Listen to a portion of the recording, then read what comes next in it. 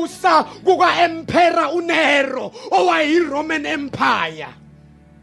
Awuthanini phela amen. Amen. Kuthiwa uNero wayibulala kwasani. Ukuthi nje kuyamvuma uJesu wayebulala kwasani. Kuthi uNero wayesebenza ngendlela uHitler ayesebenza ngayo ukuthi kwakuthi noma eqhamuka abesifazane bavele baye esikhathini indlela ayesetshenziswa ngayo umoya kaSathane. Jesus. So kubhalela abazalwane baphila ngaphansi kwengcindezi. Ingakho mayeyivula amaJuda kuthiwa athi mangabe sebona ukuthi kunzima amakhaya bayashiswa kuthi abazalwane babefakwe ema-stadium beshiswe phambi kwebukeli kuthi befakwe nengonyama zibadle phambi kwebukeli kuthiwa the only solution and the only saving point for labazalwane kwakuwukuthi bame phambi kwendlu bathi ngiyamphika uJesu. Hallelujah.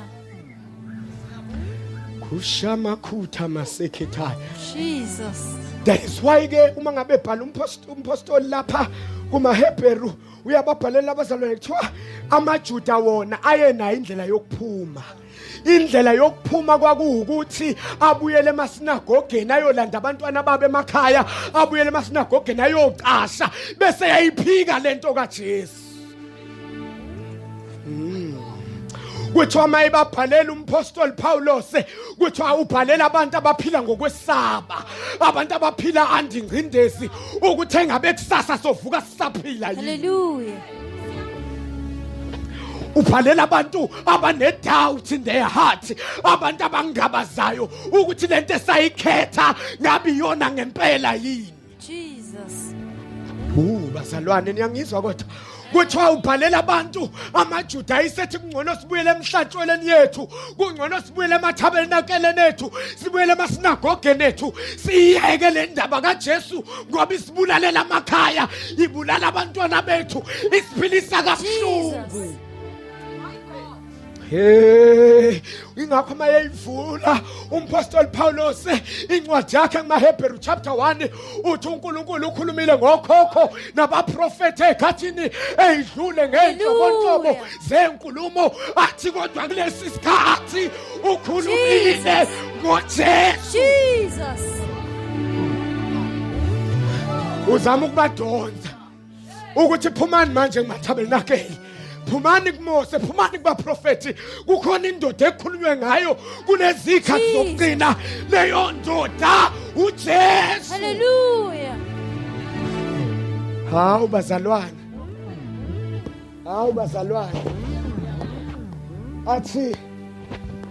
athi mangabe ekhuluma athi yena ungukubengezela kwenkazimulo kaNkulunkulu.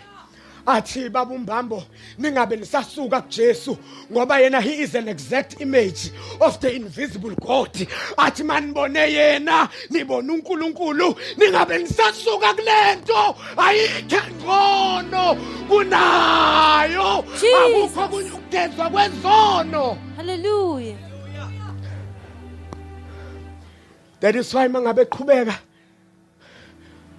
uyababhalela futhi uthi igazi lonke lemhlatshelo yakwaJuda yayingesusi izona, ingehlanzu nembeza, athi kodwa elikaJesu lona yilona elisusa izono, yilona ehla. Ningabe nisaya ndawo lento enifike kuyona ungakhonya lento into yokugcina ngci, awusekho omunye umhlatshelo, ayisekho enye indlela uJesu akakhuluma ngayo. uJesu uye, uJesu uye, akasekho omunye. Jesus. Abanye basebethi mhlawumbe useza uMesiya ngokuba mayefika uMesiya prophet umbambo ufika la khona abantu belindele ukuthi uzofika egibela inqola zamahashi kodwa wafike yimvu. Athi uJohane ngambona kungathi imvu ehlatshiwe ngakhala kodwa ngathintwa isandla sathi ungesabe, ingobile ingonyama yomndeni kaJuda. Jesus. Abanye basebedidekile bethi besilindele ingonyama kwafika iwundlu kanti abazi ukuthi amandla engonyama asewundlwini elihlatsiwe make lahlatshwe iwundlu lihlale esihlalweni selingonyama ebhodlayo base bethi mhlawumbe le ndaba kaJesu kumele sithi kuyimisa kancane ke siyozama imhlatshelo uke wafika kuleyo situation la mhlawumbe lento kaJesu ake ngimise kancane ake ngiyozama okunye ake ngiyobuza kwabanye ake ngiyozama kwasekhaya mhlawumbe ngivikelwa izinto nje ngivukelwa izinto ngalahla amadlozi akithi ngalahla izinto zakithi umpostoli Paulos uyababhalela uthi akusekho kunye Jesus. akusekho kunye akusekho kunye akusekho uJesu isemphela ndaba uJesu isemphela ndaba uJesu isemphela ndaba uyakhuluma nabo uzathi bambelelane ezivumeni senu sokukholwa kushama khathaya athi naphansi kwenkemba ningashintshi ulwimi lwenu athi angingaphuma obunye ubufakazi emlonyeni yenu ngaphandle ukuthi uJesu inkosi angingaphuma enye into emlonyeni wenu ngaphandle kokuthi munye umsindisi uJesu waseNazaretha Jesus. athi naphansi kwenkemba kaNero naphansi kwethuko nembandezeko athi akungaphumi lutho oluhlukileyo emlonyeni wethu athi sivumo sethatha bambelelana athi zabalazane sivumelisene athi bambelelana kwisivumo senu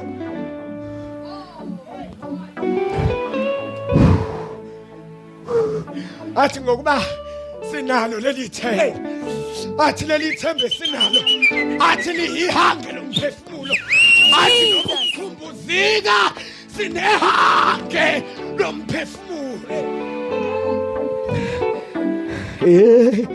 uyazini ihange bazalwane ihange lakho nomkhumbuzo usunyakaza ukhuluma nabantu emkhumbi yabi yanyakaza uthi kodwa leli themba esinalo liyihange lomphefumulo ihange ke into okwakuthi umkhumbi mawusuza amazama bese abashayeli bomkhumbi bekhipha ihange baliphose phansi bese umkhumbi uyazinza Hallelujah. ingakho kuthiwa leli themba esinalo is an anchor for our soul kuthiwa lingena ngale kwesihlenge alisekho elinye ithemba esinalo ngoba amanye amathemba agcina nganeno kwesihlengo kodwa leli esinalo lingena ngale kwesihlengo Thank you, Jesus. ayisho nini nithi amen Amen. ayisho nini nithi amen Amen. Oh, Jesus. sinalo leli themba ukuthi la sifike khona sifike emphela ndaba sifike emphela ndaba sifike indaba yethu yaqedwa sifike kwi predestination la kwaziwa konke ngathi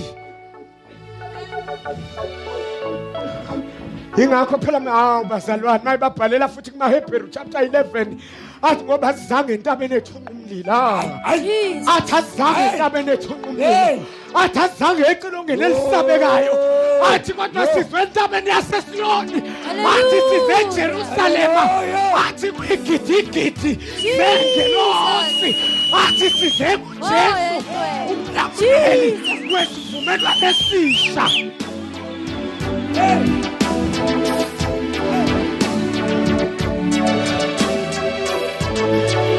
konke lokho enikucabangayo akusikhona ngoba la senifike khona nifike emphela ndaba nifike kwi total redemption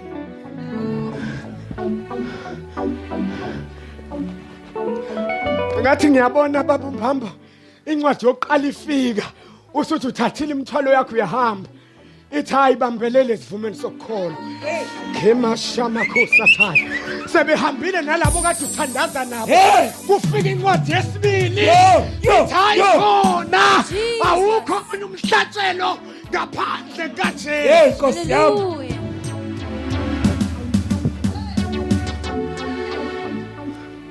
ibandla selihlukene phakathi sebethi abanye hayi asixubeni senze uJesu senze nemhlatshelo abanye sebethi hayi singaxuba konke Abasebethi singenza konke. Yeah. Thathisame nomkephi. Yeah. Bethi singazama nomini Yeah, go. Isiki kwayo. Yo. Ithi kaloku Jesu lofakazi elisaqileyo asigijime singakhathali. Oh Jesus. Jesus. Baphendula abanye khona lapha enkonzweni yakwaSiriyeli bathi ayikhona nginabefundisi bethu bahambile abapristi bahambile bese kuthiwa ayisusana emehlweni kwapristi athi jongani kuJesu athi umqalisi nomphelelisi wokukholwa kwenu Hallelujah. athi mqondeni yena owabekezela wathi wasekufela. Hallelujah. Hey. Akuyekwa kulento Yebo. akuyekwa kulento Nkosi. asigivaphi lapha asiheli Hallelujah. Hey, Asiyeki. Nkosi. ingakho umunyathi ngendlala indumiso Hayi. phezu kwalameva Hayi. athi ukuze akhonzeka Hayi. ngoba siyeki Uyela muva. Hey, Nkosi. singayeke ekugcineni ngaphela uJesu isigcino sayo yonke imithetho kaMose isigcino semthetho yonke kaMose elithi Jesu wathethwa wayesoKhefasi umpristi wamaJuda wamhlola iwundlu walihlola for 7 days ekwakuthiwe laphayana emafundo Exodus iwundlu liyohlukaniswa bese liyahlolwa for 7 days noJesu wadluliswa kuKhefasi wafika wahlala kuKhefasi wathi uKhefasi angifumani icala Hallelujah. bamdlulisa bamthatha bamisa kuHerodi bathi wena Herodi uthini awukapheli u7 days ukuze kugcwaliseke umthetho wonke kuthiwa waya kuHerodi wathi uHerodi angitholi icala kuye iwundlu limsulwa.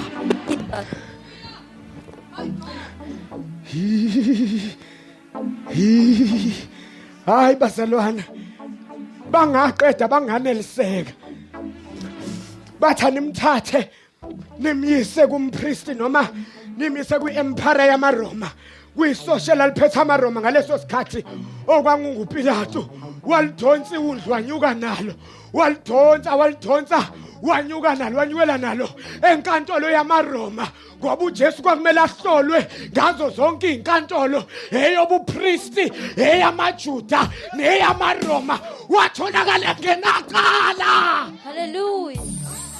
Sesingasuka siyephi sesingayapi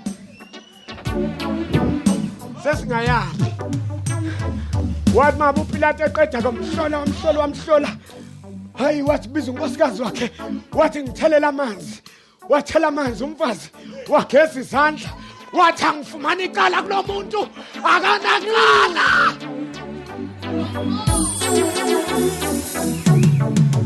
Wangathi ucabanga ukuthi mayethi akanaqala kumele akhululwe kanti mayethi akanaqala kusho ukuthi umitha wonke ama-requirement omthetho kaMose ngakho lifanelwe iwundlu ukuhlatshwa.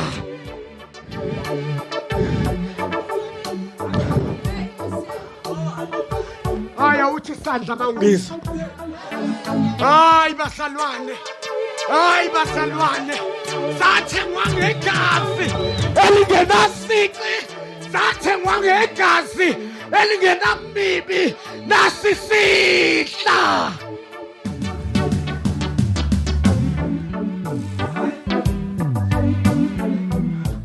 Walithatha-ke manjena uPilato iwundlu wangena nale nkantolo wasophumela nale kama ingakho phela umbhalo maHebheru athi phumelana ekama ukuba nilithwala ihlazo lakhe ngoba naye wakhishelwa ngaphandle kwekamo ukuze alithwala ihlazo athi phumani ngaphandle kwekamo.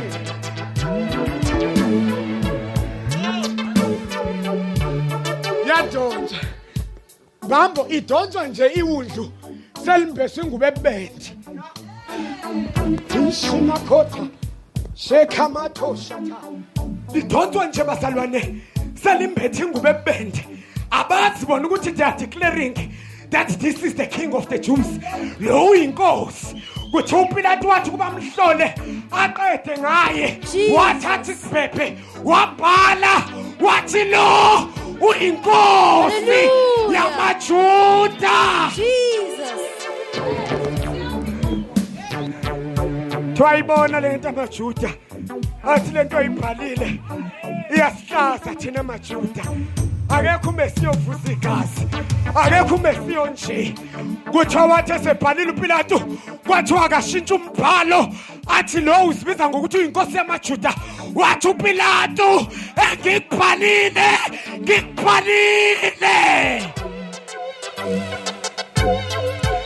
what is written is written ngikubhalile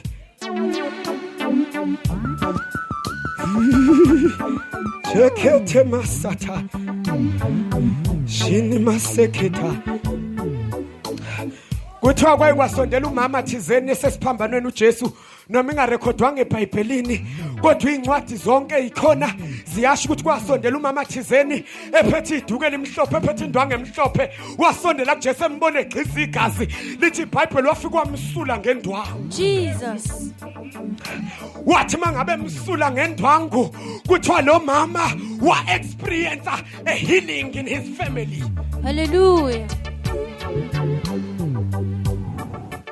Ingakho kuthiwa nesosha lamgwaza ungazi njalo lalikhuthumana ukumgwaza ngoba njalo imibhalo mayizofeza ngizofeza kuthiwa lamgwaza kanti ke ngathi limgwaza uzochaphazeleka igazi esweni kuthiwa labona there and there laselathi ngempela lo uyindodana kaNkulunkulu.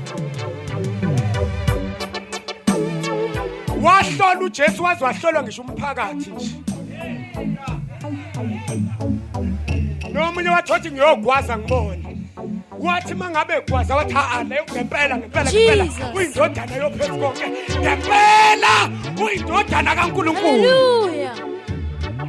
Singayaphi bazalwane mangabe bhala umbhalo wamaHebheru athi manje qinisani ngisho izandla ezibuthakathaka namadolo naqini ngoba lento enayamukele yona. Jesus. Ngiyavala manje bazalwane Dwake wamkhipha uPilato bamkhiphela ngaphandle wathi ayikhona ngifumana icala kuyena kodwa nina amaJuda niyazi ukuthi njalo ngonyaka makuyiphasika ngiyaye nginikhululele isiboshwa sibe sinye. Wathi ngenze njani maJuda kukini nginikhululele lo Jesu ongenacala noma nginikhululele uBarnabas isigebengu. Jesus. Washo ukuthi akubhalile uPilato ukubhalile useshila ukuthi lo uyinkosi yamaJuda kuthiwa wathi mangabe esho njalo athi amaJuda sindikeza uBarnabas kanti kuconfirm declaration kaIsaiah chapter 51 ekuthiwa yena waba ngumnxuseli wezoni okusho ukuthi ngamanye amazwi wangena endaweni yabonayo baphuma kungathi bamsulwa kanti khona sengenile endaweni yabo. Jesus. Njoba nje bethi sikhululela uBarnabas bakaba ukuthi balaya uJesu Jesus.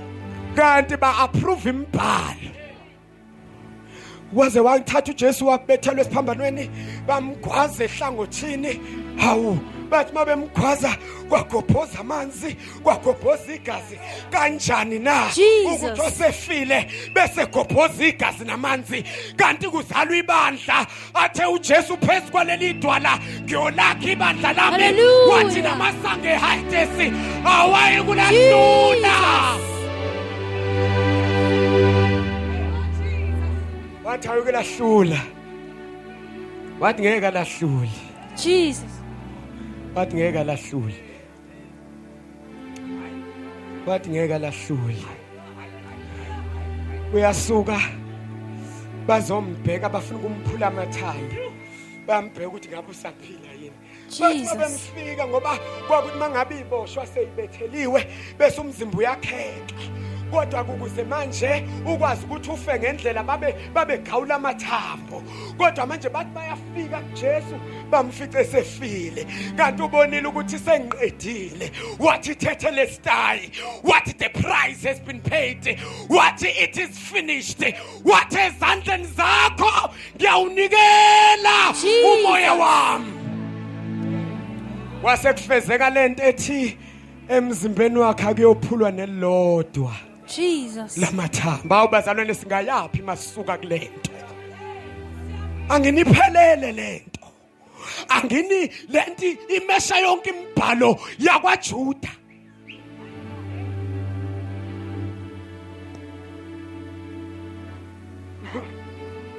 Thiwa ke wathi mangabe sefu Jesu abapristi bebhizi nempepho bekhekezela nendishe eThempelini kuthiwa kanti umpristi wangempela usengenile endaweni engcwele asekho isidingo sabapristi kuthiwa kwabonakala ukuthi asisekho ngokuthi kudabuka isihenqo sisuka phezulu sishona phansi lithi iBhayibheli bagingqika abapristi bephethe impepho bagingqika bephethe imqengezi kuthi umpristi omkhulu usengenile endaweni engcwele ungene kanye wakhulula bonke. Hallelujah.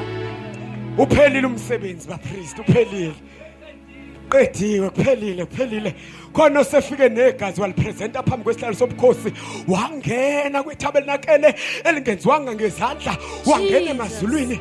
Izolo sikhulumile bazalwane ukuthi uke wayisho lento uDavide kumahubo wathi wakwafika uJesu esehlatshiwe ephethe umqengezi ehamba eqhuga eyongena emasangweni kuthi wathi mangabe ngena kwavaleka amasango kwase kuphuma izwi liphuma esihlalweni lathi vuleka amasango inkosi yenkazimulo ingene lathi vulekani inkosi yenkazimulo ingene. Jesus. Zadideka ingelosi zathi ayisuka inkosi yenkazimulo etheni leni yathi njani le nkosi yenkazimulo engena igqiza igazi sazi inkosi yenkazimulo thini ingene ithwele umqhele ihamba ngamayashi kwathi ayisuka manje vulani masango inkosi yenkazimulo ingene zathi ngubani lenkosi yenkazimulo kwathi uJehova Sebawothi kwathi it is the Lord God of hosts uyena inkosi yenkazimulo. Jesus. Twawathi mangabe efike ezulwini walipresent igazi wathi ubaba I am satisfied. People have been redeemed. Ingakho ke kuthi sifaneleke thina umpristi onjalo Jesus. odlulayo kwelenyama angene kwelika moya ngoba kube kwaqhubeka kwamabapristi bamaJuda ngabe nanamhlanje sabhajwe esonweni. Ingakho ke kuthi sifanele thina umpristi onjalo. Jesus. Thwana ingqikithi yendaba sinompristi omkhulu kuthiwa ke umpristi bakhe abufananga noba amaJuda.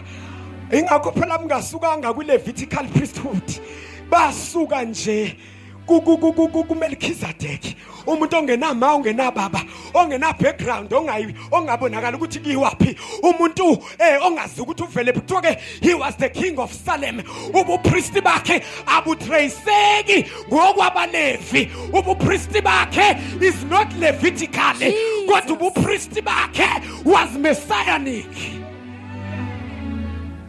Usifanele umpristi onjalo kuthiwa ngisho iministry yakhe ayiphelelanga emthini kuthiwa namanje usamile. Jesus. Akhusha makhutha masekethaya kuthi uliphethe igazi lakhe namanje lisahlanza izona. Hallelujah. Thi usawuphethe umcengezi wegazi namanje usathi baba athi baba ngabafela kuthiwa namanje igazi lakhe lisayigeza izono namanje igazi lakhe lisemanzi ukusindisa namanje igazi lakhe lisawenza umsebenzi kuthi uyasinxusela. Jesus.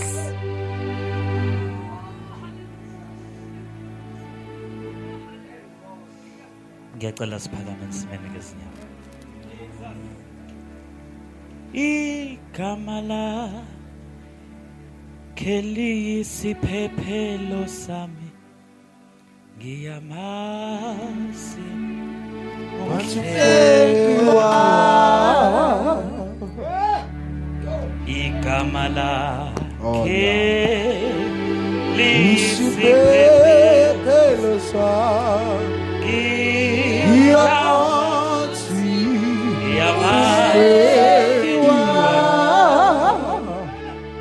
igama lakhe liyisiphephelo sami, igama lakhe liyisiphephelo sami,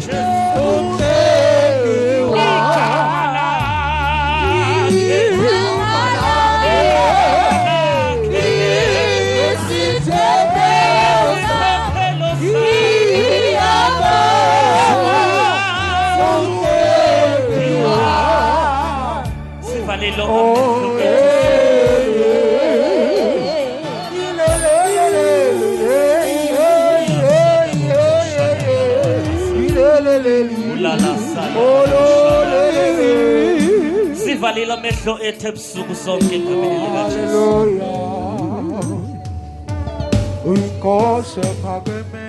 Solomon umekhuluma uthi imbila siyisilwane sibuthakathaka, kodwa yinye into esiyenzayo, siyazifihle edwaleni.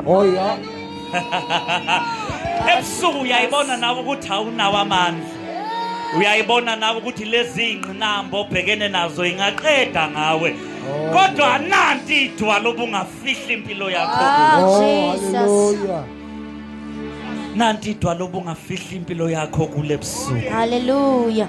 Nali idwala obungahamba uyocasha kulo, uhlale. Oh Jesus. Uhlale kuleli dwala likunikeza amandla. Lisiphephele ebusuku umekhona othi Nkosi uJesu leli dwala ngikaze ngangena kulo. Ngihamba nabo nginanezikipa zakhona namamic akhona ngiyawabamba, kodwa leli gama ngilazi. Jesus. Umekhona osho njalo nje ebusuku. This evening kukhulunywa ngokuredeema impilo yomuntu. Sivalile amehlo ethu sonke ebusuku. Hallelujah. Siwavalile sonke amehlo ethu. Uma ekhona othi angikaze impilo yami yaredeema, nanti igazi likaJesu lilindelekile futhi linawamandla ukuthi liyisindise yakhe impilo. Liyayihlanza zonke izono zakho, liyawuhlawula lonke amacala akho. Uma ekhona osho njalo ebusuku kuwo nje lo mzuzu esikuba phakamisa isandla sakhe.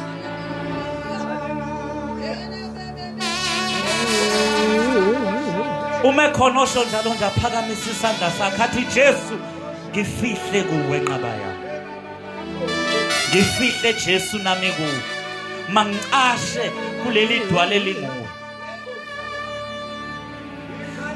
Siphakamene sonke simbene ngezinyawo, khona umkhuleko esizokhuleka. egameni likaJesu Kristu waseNazaretha. Ulasa namokosha mayala kasaya thi anosia. Ngiyacela bonke abakwaziyo ukuphakama nje bame ngenyawo baphakame. Sesidabukela laba abaphethe ingane ziyasinda. Kodwa kunomkhuleko esizokhuleka. Jesu ophilayo. Izulu lithathu. Kunezulu la kuhleli khona isihlalo sobukhosi sikaNkulunkulu. Kube khona izulu lapho usathane namadimoni acanasa khona emkhathini. Kube khona izulu esilibonayo ngamehlo ethu eliyisibhakabhaka, sikhulume ngalo sithi kukhona amafu nakho konke sikubonayo. Umkhuleko esiwukhulekayo ukuthi inkosi i-connection evela ezulwini mayingaphazamiswa izinto ezimile emkhathini wesibili. Into esiyenzayo senza umkhuleko wokuqaqa nokubhodloza nokuvula nokudlebelende nokwenza konke okuvalekile ukuthi kuvuleke. Senza umkhuleko wokuthi okungaphefumuli kuphefumule, okucinene ukubone kahle ukuthi yazi umkhuleko wami, i-prayer life yami ibicinene ibimfimfitha kodwa after this prayer.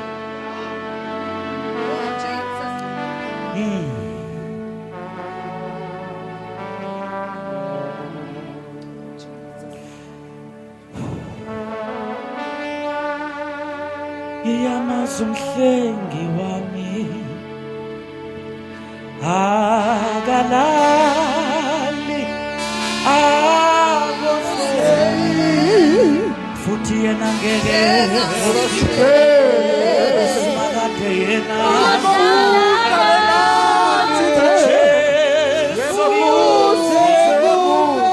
yoze kube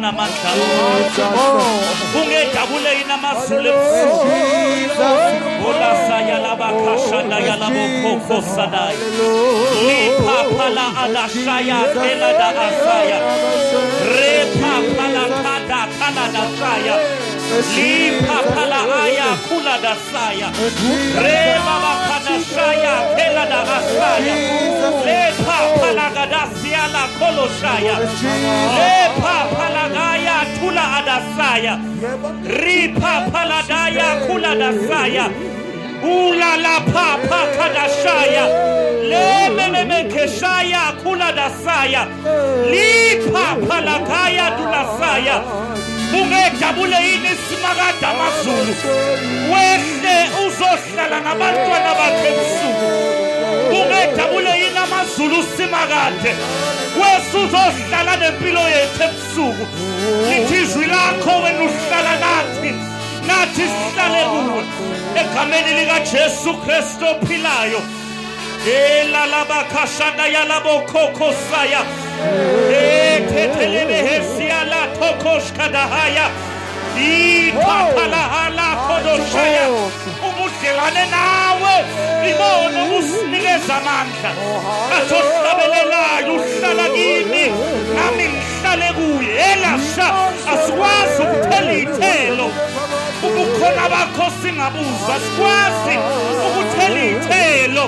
Igatsha lethu lisusiwe kuwe wena umvino iwona wona yithathala ase thela phala ante thila ba as olashkada aleo lipha phala adeskaya lipha phala adashkuya Isaya thela anashaya kunama veins avalekile Jesu siyawavula kunemigudu evalekile siyayivula kune connection evalekile siyayivula ngegama likaJesu ophilayo izinto zezulu mayingavimbeki ngegama likaJesu olashata sithumela ideployment yezulu sithumela uMikhayeli namasosha ezulu yithatha lasaya Nkosi uJesu ophilayo siyalwa siyabhidliza siyawisa sithi Nkosi ulasaya